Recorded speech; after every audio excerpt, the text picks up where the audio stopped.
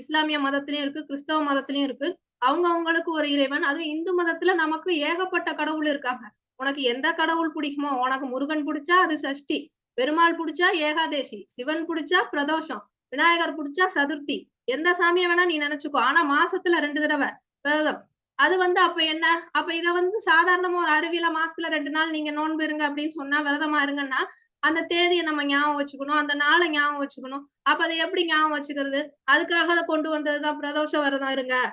சதுர்த்தி விரதம் இருங்க, சஷ்டி விரதம் இருங்க, ஏகாதசி விரதம் இருங்க. அப்போ மாதத்துல 15 நாளுக்கு ஒரு முறை அது ஒரு சுழற்சி.